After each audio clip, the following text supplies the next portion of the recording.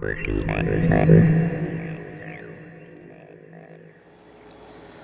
this is what I call my lockdown project, to build a 5-foot 8-inch tall model of the Eiffel Tower out of Meccano.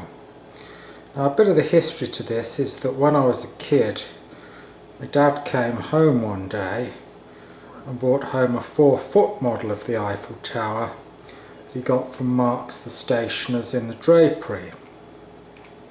We dismantled it and kept all the parts, and I thought, well, one day I'll try and make something a bit more realistic. Here's an image of the tower that my dad actually brought home that day. It doesn't look quite as authentic as this one. Okay, if we watch the lifts here, the lifts are starting in the centre of the tower, and if we follow this one down, you will see it descends into its sort of cradle where, in theory, the passengers are supposed to get on and off. After a few seconds, the auto reverse mechanism will kick in and it will start its ascent back up the tower.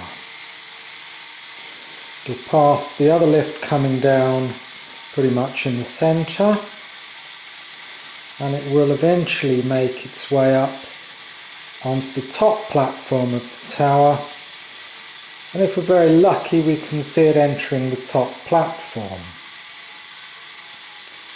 Again, after a few seconds it will start its downward descent.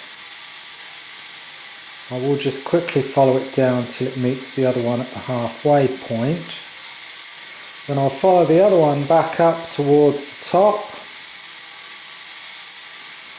Once again, if we are lucky, we should see the lift entering the top platform for passengers to disembark. Okay, let's take a closer look at the auto reverse gearbox. There are 3 pinions on the right hand side and 2 gear wheels on the left hand side. At the moment the central arm is moving the drive shaft from right to left and has just engaged the 2 gear wheels on the left, which move the lifts in one direction. In a moment that central arm will start to swing back to the right.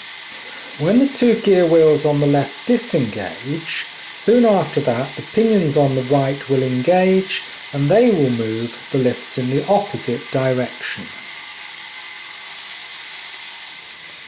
One other mechanised feature of this tower is that to stop the lifts overrunning once they reach the top and bottom, there is a slip clutch underneath here which basically prevents any overrun. All it is a rubber tyre pushing up against the flywheel, which will slip when the lifts come to the end of their course.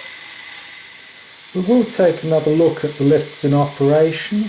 There's a lift dropping into the centre cradle, passengers disembarking. Then when the auto reverse kicks in, up it goes. It will take a while, but with any luck we should be able to follow it to the top of the tower. It's just passing the other lift. As we keep going, coming towards the top, and the passengers are about to disembark. Now I have to confess, it was my intention to automate this lift from the ground to the middle platform, the one that's in the centre of the video here, but I'm afraid I failed.